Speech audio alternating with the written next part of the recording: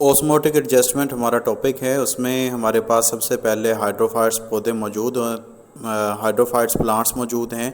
ये ऐसे पौधे हैं जो मुकम्मल तौर पर या जुज़वी तौर पर पानी के अंदर फ्रेश वाटर के अंदर मौजूद होते हैं। अब फ्रेश वाटर क्या होता है हमारे पास, जो मीठे पानी के जो रिज़र्व्स हैं उसको कहते हैं। जैसे नदियाँ हैं, हमारे पास वाटर स्ट्रीम्स हैं, उसके बाद पॉन्ड्स हैं, ये रिवर वाटर है, ये सारे हमारे पास फ्रेश वाटर आते हैं। ऐसे पौधों को जो है वो पानी की शॉर्टेज का सामना नहीं करना पड़ता, बल्कि एक्स्ट्रा पानी जो है वो मौजूद होता है इनके पास। तो इन्होंने डेवलप कर लिए हैं मैकेनिज़्म, ताकि जो अपनी बॉडी के अंदर से जो है वो एक्स्ट्रा वाटर जो है वो रिमूव आउट कर सकें। तो अब वो जो मैकेनिज़्म इन्होंने डेवलप किए हैं वो कौन से मैकेनिज़्म हैं। इनके जो पत्ते होते हैं वो बहुत बड़े बड़े होते हैं, और जो स्टोमेटा की तादाद होती है अपर सरफेस के अंदर वो बहुत ज़्यादा होती है, ताकि ज़्यादा से ज़्यादा गैसेस एक्सचेंज हो और ज़्यादा से ज़्यादा वाटर जो है वो वेपोरेट हो सके। तो इस तरीके से ये जो खसूसियात है इनको हेल्प करती है कि जो अज़ाफ़ी पानी होता है वो अपनी बॉडी के अंदर से रिमूव कर सकें। और इसकी एग्ज़ाम्पल हमारे पास मौजूद है वाटर लिली। ज़ीरोफाइट ये ऐसे पौधे हैं जो हमारे पास ड्राई इन्वायरमेंट के अंदर रहते हैं।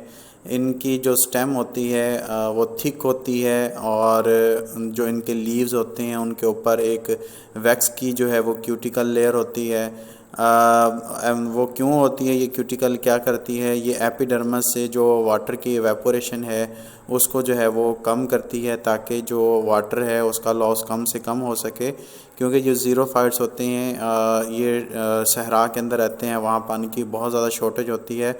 इनके पास जो स्टोमेटा होते हैं वो बहुत कम तादाद में होते हैं, ताकि ट्रांसपरेशन के अमल को कम से कम किया जा सके। और ऐसे पौधों की जो रूट्स होती हैं वो बहुत गहराई के अंदर होती हैं, ताकि जो वाटर है वो मिट्टी से उनको एब्ज़ॉर्ब किया जा सके। कुछ ज़ीरोफाइट्स ने अपने अंदर चेंजेस लेके आए हैं ताकि अपने आप को उस माहौल के अंदर अडॉप्ट कर सकें।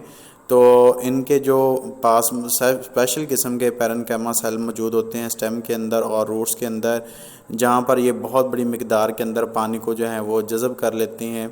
और इससे इनकी जो स्टेम होती है वो स्टेम और इसकी जो रूट्स होती हैं वो गीली होती हैं और जूसी होती हैं, क्योंकि इनके अंदर बहुत ज़्यादा पानी जो है वो स्टोर कर लिया होता है इन्होंने। तो ऐसे ऑर्गन्स को सकुलेंट ऑर्गन्स कहते हैं, और इसकी एग्ज़ाम्पल में हमारे पास कैक्टस प्लांट जो है वो इसकी कॉमन एग्ज़ाम्पल है।